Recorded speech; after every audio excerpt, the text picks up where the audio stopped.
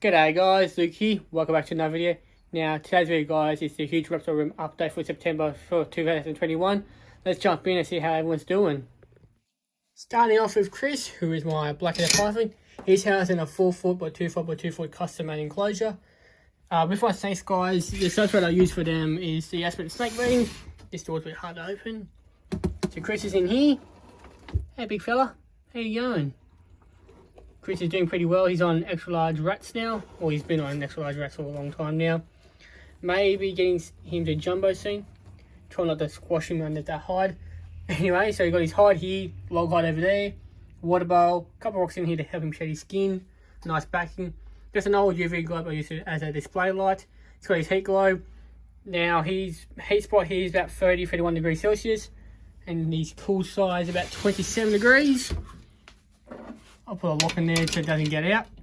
Now I'll run heat 24/7 with my snakes, just to make sure they keep nice and warm. Alright, down here in this 4 foot by 1.5 foot by 2 foot reptile enclosure, we have Chappie and Orchid, who are my two Centralian carpet pythons. Quite fine extra large rats. So this big fella here is Chappie. He hasn't eaten in a couple weeks, or about a month now.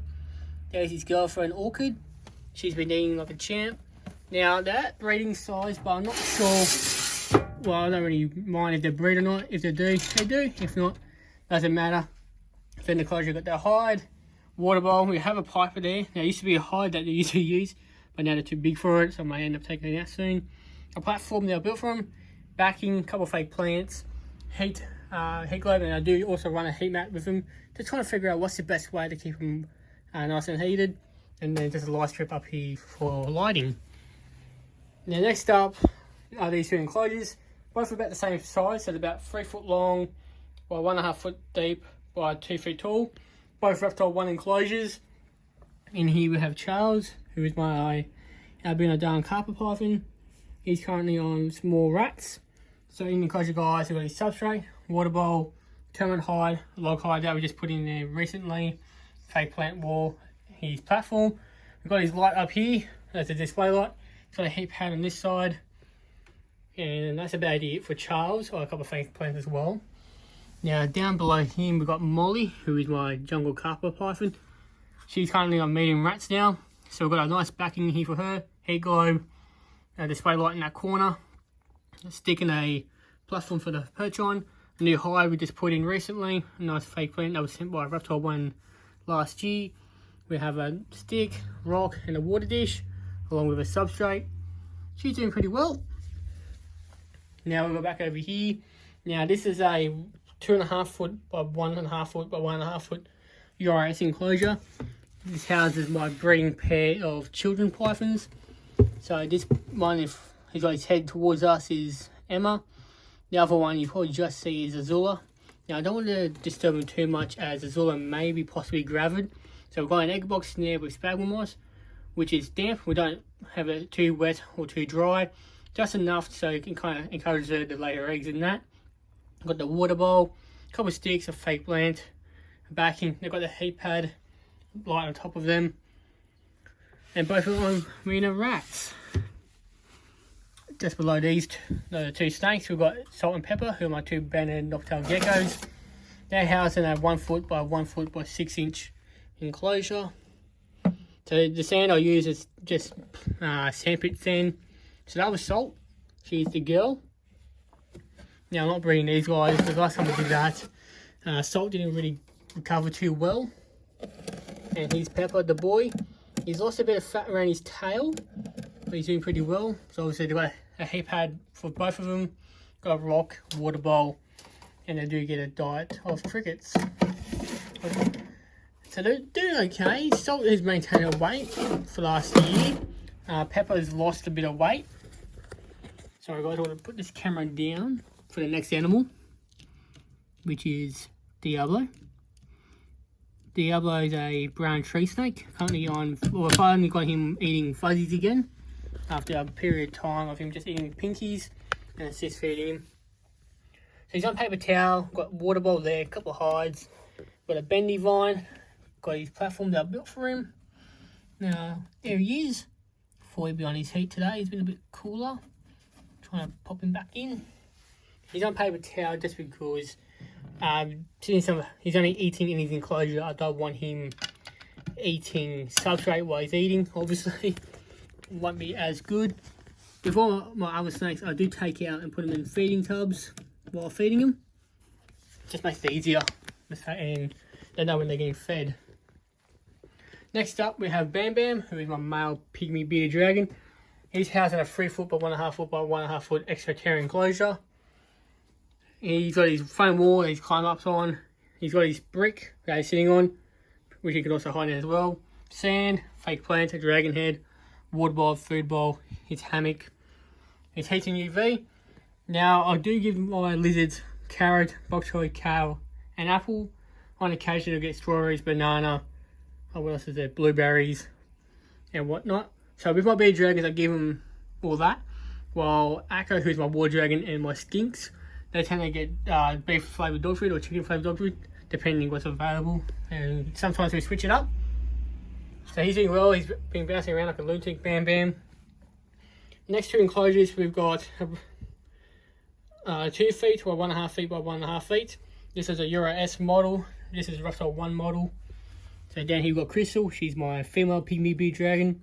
So her setup is kind of similar to Bam Bam's, but just on a smaller scale. So food, water, sand. We've got a hide, bit of driftwood, a rock, and an ornament. Got a heated UV in the foam backing. Now, in this Reptile 1 enclosure, we've got Pedro, who is my pink tongue skink. He likes his dog food more than his leafy greens. And he also, I'll give him crickets as well. And he likes his substrate damp. So this substrate I use is like a coconut fibre or core peat brick substrate. Now he's not quite used to being touched. Oh no, this is the second time I disturbed you today, buddy. He likes it cooler too. So here's Pedro.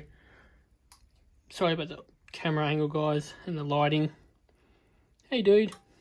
Like I said, don't want to freak him out too long. But yeah, he's got his branches he can climb on as they are semi-arboreal. Got his heat pad in that corner. UV light. 2 hides in there. Couple of rocks. And a good layer of substrate for hiding. I'll come and fix that door later. Down here in this 3 foot by 2 foot by 1.5 foot custom built enclosure, we have Superstar and Grain and my 2 pond splitter pythons. So Superstar, she's over there underneath that hide. Grain is under here. Hello, gorgeous. She hasn't eaten since April, which is normal for her. She doesn't really eat from April to about September, October usually. Superstar's just there. She's the eldest of all the reptiles, my first ever reptile. So we've got a substrate, fake plant, a couple of rocks in there, branch, backing, heating, just a display light, and all that good stuff in there. 4 hides. Gives them options. Now next up is Charcoal and Nicole, who are my 2 spiny-tailed geckos. So Nicole, she's just there on the heat pad. She suffered a bit of a leg injury lately, so I'm hoping she'll be okay. While Charcoal, he's nowhere to be found. So obviously sand, a couple of 6 foot to climb on. So I've got a heat pad, hide. Now I do spray my geckos every couple of days and feed them crickets every couple of days. That's what I usually find works best for them. Now this enclosure here is a 1 foot by 1 foot by 1 foot Reptile 1 enclosure. So good old fashioned Reptile 1. Now next up we've got Billy. Now Billy's one of 4 blue tongue skinks in the collection. She recently had mites, so that's why she doesn't have a backing back in there yet. And of course we've changed the substrate over to that coconut fibre or core peat brick kind of mix. Got a feed bowl over there, water bowl, her 2 hides, her UV globe. She's on a heat pad. She's got a couple of rocks in here as well. There she is on a heat pad, keeping nice and warm. She's getting nice and big. No more mites, so she's got her substrate back. And her enclosure is just over 3 feet, so 1.5 or 1.5 foot reptile enclosure. Next up, we have this 4 foot by 2 foot by 2 foot enclosure. Houses my female Eastern War Dragon Akko. She's the diva of the reptile room. So this is a Euro S model enclosure. So we've got coconut fibre. We've got the core piece, like I said, heaps of times. Got a couple of pieces of wood, a hide, fake plant, nice backing, heating UV, a few rocks, a nice water dish. So she's got a hammock she's sitting on, and for heating UV. She's a happy girl. Now with my reptile enclosures, they all range between about 28 degrees Celsius to about 34 degrees Celsius in the hot spots, while on the cool sides are between 23 to between 27 degrees Celsius. So the next animal we got here is Ray, who is my little Rosenberg monitor.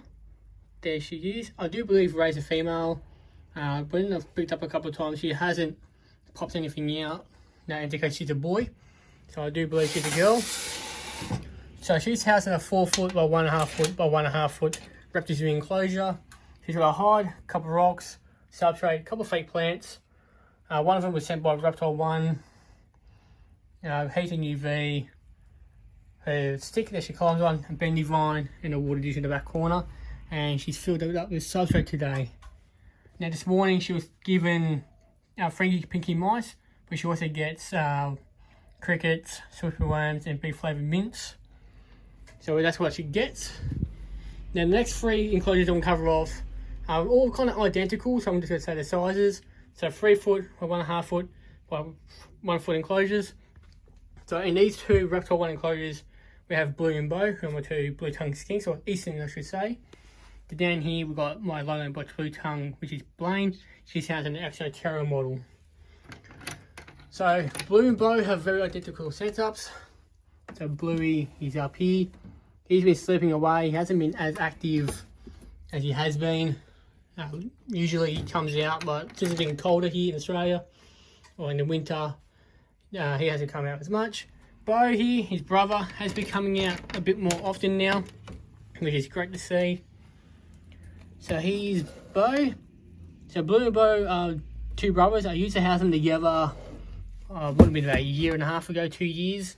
They used to be housed together for 8 years, then one day they started fighting. So then that way we had to separate them, and it was just drama from there.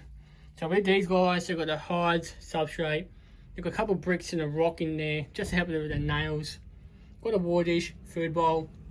As you can see, I've got bok choy, carrot, kale, mixed in with the bok choy, dog food, apple and blueberries for them. While the dragons get their strawberry. And of course they get their banana, super bunch, crickets and so on. And that. They get their heat and UV. So with these guys, they get the heat from above and also from below from the other enclosure. And obviously UV as well.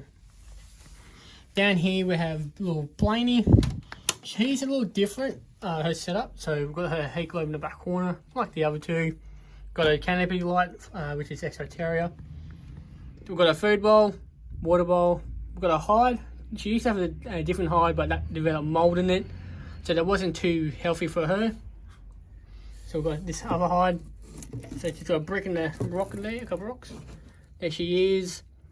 She's slowly becoming out and getting more comfortable coming out. She's still unnaturally shy blue tongue. So with Billy, Blue and Bo, they're all eastern blue tongue skinks, while she's a little lowland blotched blue tongue.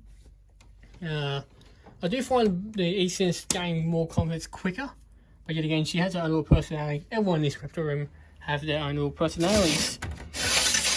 Now lastly, we have Monty. Now Monty here is my male shingleback skink. How you doing, big fella? Sorry, don't like your tail being touched. So he's housed in a 4 foot by 1.5 foot by 1.5 foot reptile zoo enclosure. Same model as Ray's. He's got his hide, and he goes in overnight. Stands up a substrate. He's got his couple of rocks and brick in here to help with his claws. Sometimes I do have to trim some of their claws with the blue tongues and the shinglebacks, just because they do slowly curl, and I don't want to go into their hands and feet. Got his heat, UV, nice beautiful backing, water bowl, food bowl. So that's really about it for the animals. So thank you guys for watching this video. I do hope you guys enjoy it, and I'll see you all in our video. Thanks for watching.